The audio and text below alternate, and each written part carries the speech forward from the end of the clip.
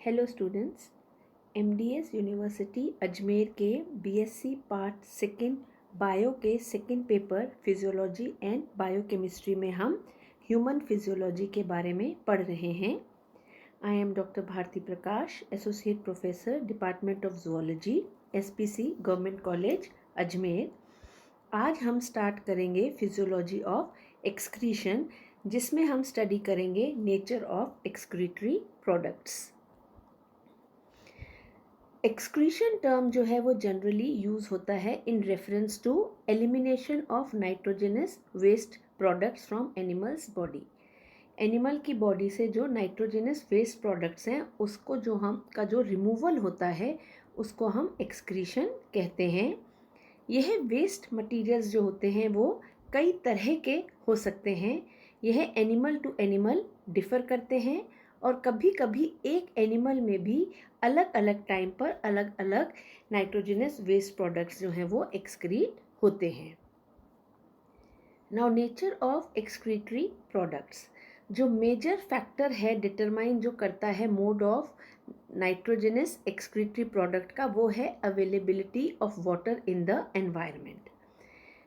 Based on the nature of nitrogenous excretory products, animals are classified into 3 main categories. किस तरीके का nitrogenous excretory product उनका होगा उस हिसाब से हम ऑर्गेनिजम्स को 3 कैटेगरीज में बांट सकते हैं: अमोनोटेलिक, यूरिकोटेलिक एंड यूरियोटेलिक। सबसे पहले हम लेते हैं अमोनोटेलिक। वो एनिमल्स जो अमोनिया एक्सक्रीट करते हैं उन्हें कहते हैं अमोनोटेलिक, और वो एक्सक्रीशन जिसमें अमोनिया एक्सक्रीट होती है उस फिनोमिना को बोलते हैं अमोनोटेलिज्म। अमोनिया का एक्सक्रीशन जो है उन एनिमल्स में बेस्ट सूटेड होता है जो एक्वेटिक हैबिटाट में रहते हैं, जो जलीय वातावरण में रहते हैं, उनमें ये सबसे ज़्यादा बेनिफिशियल होता है, क्योंकि अमोनिया जो है वो हाईली सॉल्युबल होता है वाटर में और ये फॉर्म करता है अमोनियम हाइड्रोक्साइड। तो जलीय जीव जो होते हैं जो पानी में रहते हैं वो अमोनिया इजीली पानी में एक्सक्रीट कर सकते हैं। इसके एग्जाम्पल्स हैं प्राइमरीली एक्वेटिक एनिमल्स, जैसे कोई प्रोटोजोअन्स, उसमें जैसे हम अमीबा ले सकते हैं, पैरामीशियम ले सकते हैं। फिर स्पॉन्जेस होते हैं, निडेरियंस होते हैं, पॉलीकीट एनालिड्स होते हैं जैसे निरीस है, क्रस्टेशियंस जैसे प्रॉन, मॉलस्क्स जैसे फॉर एग्जांपल पाइला, और इकाइनोडर्म्स एंड बोनी फिशेस जिनमें हम टीलियोस्ट फिशेस जो हैं उनको इंक्लूड करते हैं। तो ये सब जो हैं ये अमोनोटेलिक होते हैं जो अमोनिया एक्सक्रीट करते हैं।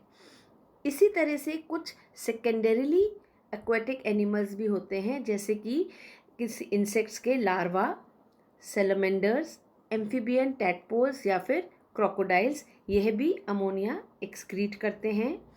फिर कुछ एंडोपैरासाइट्स जैसे कि fasciola hepatica, taenia solium, ascaris and ectoparasite leech. और फिर अर्थवर्म्स जो हैं वो भी मेनली अमोनोटेलिक होते हैं। तो इस तरह से primarily aquatic animals, secondarily aquatic animals और फिर कुछ एंडोपैरासाइट्स जो हैं वो भी अमोनिया जो है वो एक्सक्रीट करते हैं as an excretory product. Second category है यूरिकोटेलिक। यूरिकोटेलिक वो एनिमल्स हैं जो कि यूरिक एसिड एक्सक्रीट करते हैं, इसलिए उनको हम यूरिकोटेलिक कहते हैं, और इस फिनोमिना को हम कहते हैं यूरिकोटेलिज्म। यूरिकोटेलिज्म जो है वो पार्टली एडवांटेजियस होता है, एडवांटेजियस होता है लैंड एनिमल्स को, टेरेस्ट्रियल एनिमल्स के लिए जो कि एग्स ले करते हैं, क्योंकि यूरिक एसिड जो है वो इजीली स्टोर हो जाता है शेल में एज अ सॉलिड वेस्ट, और जब एनिमल जो है उस हैच हो जाता है उसमें से, तो वो सॉलिड वेस्ट जो है वो उस शेल में ही रह जाता है, इसलिए ये उनके लिए बेनिफिशियल होता है। वो एनिमल्स जो ड्राई कंडीशंस में रहते हैं उन्हें पानी कंजर्व करना होता है अपने बॉडीज़ में, ताकि उनमें वाटर लॉस कम से कम हो, इसलिए ये यूरिक एसिड के क्रिस्टल्स फॉर्म करते हैं अमोनिया से, और यह यूरिक एसिड के क्रिस्टल्स जो होते हैं ये अमोनिया के मुकाबले में लेस टॉक्सिक होते हैं, दे आर नॉन टॉक्सिक ये पानी में इनसॉल्युबल होते हैं और बहुत देर तक इसको हम बॉडी में रिटेन किया जा सकता है।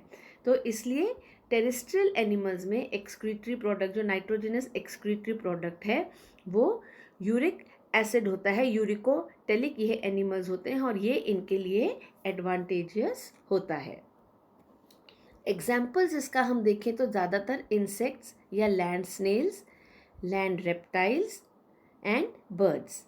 इंसेक्ट्स और लैंड स्नेल्स जो होते हैं वो सॉलिड पैलेट्स यूरिक एसिड के एक्सक्रीट करते हैं, जबकि रेप्टाइल्स और बर्ड्स जो हैं वो यूरिक एसिड का थिक पेस्ट वो है जो उसको एक्सक्रीट करते हैं। कुछ एनिमल्स जैसे कि रेप्टाइल्स में और इंसेक्ट्स जो होते हैं उनमें यूरिक एसिड जो है वो और आगे चेंज हो जाता है into another excretory form which is known as allantoin. जो फीकल मैटर है कुछ सी बर्ड्स का, जैसे पेलिकन्स हों, जो कॉर्मोरेंट्स हैं, इनमें यूरिक एसिड बहुत हाई होता है और इसको कहते हैं गुएनो। थर्ड कैटेगरी का नाइट्रोजनस एक्सक्रीटरी प्रोडक्ट जो है वो होता है यूरिकोटेलिक। वो एनिमल्स जो यूरिया एक्सक्रीट करते हैं उन्हें हम यूरियोटेलिक कहते हैं और इस फिनोमेना को, यूरिया के एक्सक्रीशन को कहते हैं यूरियोटेलिज्म। यूरियोटेलिज्म जो है वो अर्थवॉर्म्स में मिलता है, लैंड गैस्ट्रोपोड्स में पाया जाता है, इलास्मोब्रैंक्स में होता है और ज़्यादातर adult amphibians, marine turtles, alligators और मैमल्स में पाया जाता है। यूरिया जो है it can be tolerated in a much more concentrated form because it is far less toxic than ammonia, यानी कि यूरिया को बहुत देर तक बॉडी टॉलरेट कर सकती है एज अ वेस्ट प्रोडक्ट, क्योंकि यह अमोनिया से बहुत कम टॉक्सिक होता है। इसलिए इसको, ये जो है लगभग नॉन टॉक्सिक की कैटेगरी में हम इसको लेते हैं। In mammals the total amount of urea जो प्रोड्यूस होता है it is not excreted immediately, ठीक है। इंस्टेड क्या होता है, कुछ पोर्शन जो है वो किडनीज में रिटेन्ड रहता है। This is for osmo regulation, osmo regulation को ये मेंटेन करता है। शार्क्स जो हैं वो भी काफ़ी अमाउंट जो है यूरिया का उसको ब्लड में रिटेन करके रखते हैं, because it is a major osmolyte to balance the osmolarity of blood fluids within the surrounding sea water. Although ammonia जो है वो यूरिक एसिड और हालांकि अमोनिया, यूरिक एसिड और यूरिया जो हैं ये मेजर एक्सक्रीटरी प्रोडक्ट्स हैं, नाइट्रोजनस एक्सक्रीटरी प्रोडक्ट्स हैं, लेकिन फिर भी कुछ और तरह के नाइट्रोजनस एक्सक्रीटरी प्रोडक्ट्स भी होते हैं, जैसे अमीनो एसिड्स जो कि यूनियो और एस्टेरिस जो हैं वो इसको एक्सक्रीट करते हैं। फिर आता है ट्राई मिथाइल अमीन ऑक्साइड। कुछ मरीन टीलियोस्ट फिशेस जो हैं वो एक लार्ज पोर्शन जो है अपने नाइट्रोजनस वेस्ट का उनको वो ट्राई मिथाइल अमीन ऑक्साइड के फॉर्म में एक्सक्रीट करती हैं। यह एक सॉल्युबल नॉन टॉक्सिक सब्सटेंस होता है और अपनी प्रॉपर्टीज़ में यूरिया को रिजेंबल करता है। फिर आता है क्वेनीन। स्पाइडर्स इसको एक्सक्रीट करते हैं और यह भी यूरिक एसिड को रिजेंबल करता है। क्वेनीन जो है ये लेस सॉल्युबल होता है as compare to uric acid और इसलिए इसको एलिमिनेशन के लिए या इसके रिमूवल के लिए पानी की मात्रा बहुत कम ज़रूरत होती है। फिर आता है ऑर्निथेनिक एसिड। यह जो है स्मॉल अमाउंट्स में एक्सक्रीट करती हैं कुछ बर्ड्स और ये फॉर्म होता है in combination with benzoic acid in food with the amino acid ornithine. फिर फिफ्थ तरह का एक और नाइट्रोजनस वेस्ट प्रोडक्ट है जिसे हम कहते हैं क्रिएटिनिन। यह मैमल्स एक्सक्रीट करते हैं which is synthesized in the liver from 3 amino acids. 3 amino acid से मिलके क्रिएटिन बनता है। ये हैं आर्जिनिन, लाइसिन और मिथाइयोनिन। फिर आता है क्रिएटिनाइन।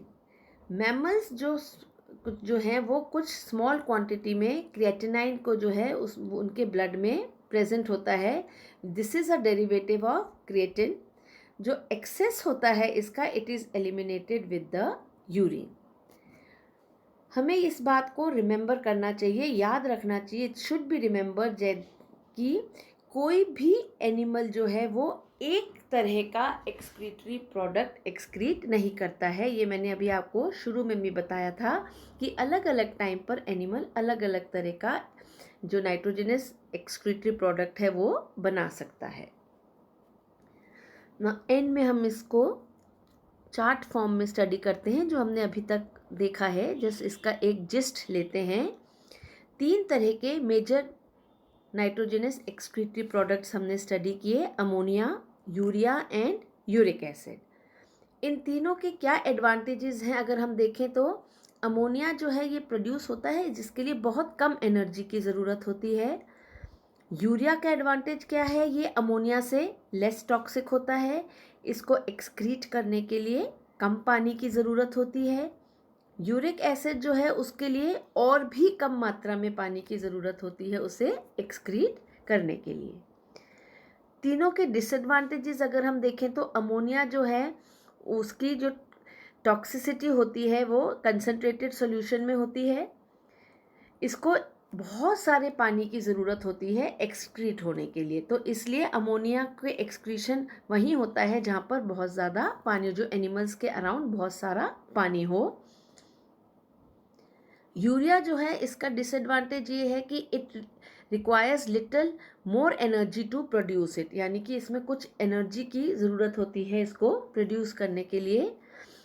और यूरिक एसिड का डिसएडवांटेज ये कि उसमें बहुत सारी एनर्जी ज़रूरत होती है उसको प्रोड्यूस करने के लिए। ठीक है, तो इसी जो डिसएडवांटेज यूरिया और यूरिक एसिड में, यानी कि उनको फॉर्म करने में बहुत एनर्जी की ज़रूरत होती है, यह एडवांटेज होता है अमोनिया में, क्योंकि अमोनिया जो है उसमें एनर्जी की ज़रूरत बहुत कम होती है उसे प्रोड्यूस करने के लिए। हैबिटाट हम देखें तो ज़्यादातर एक्वेटिक एनिमल्स या जो जीव प्राणी में जो प्राणी जो हैं पानी में रहते हैं उनमें अमोनिया एक्सक्रीट होता है। यूरिया जो है वो उन एनिमल्स में एक्सक्रीट होता है जो लैंड में रहते हैं या सी में रहते हैं, और यूरिक एसिड उन्हीं एनिमल्स में होता है सिर्फ जो कि लैंड पर रहते हैं, जो कि टेरेस्ट्रियल हैबिटाट के होते हैं। अब लास्ट कॉलम में हम देखें कि कौन कौन इसको एक्सक्रीट करता है। अमोनिया को एक्सक्रीट करने वाले animals marine and fresh water invertebrates होते हैं, इसमें बोनी फिश भी आती है, एम्फीबियन लार्वी भी आते हैं और क्रोकोडाइल्स भी आते हैं। यूरिया को कौन कौन एक्सक्रीट करता है, adult amphibians, turtles, mammals and bony fishes. और फिर यूरिक एसिड जो है this is excreted by reptiles, birds, insects and land gastropods.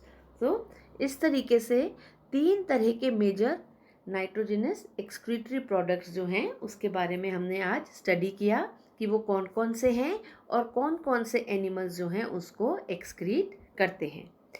Next class में हम लोग इस लेक्चर को और आगे बढ़ाएंगे और हम स्टडी करेंगे स्ट्रक्चर ऑफ नेफ्रॉन।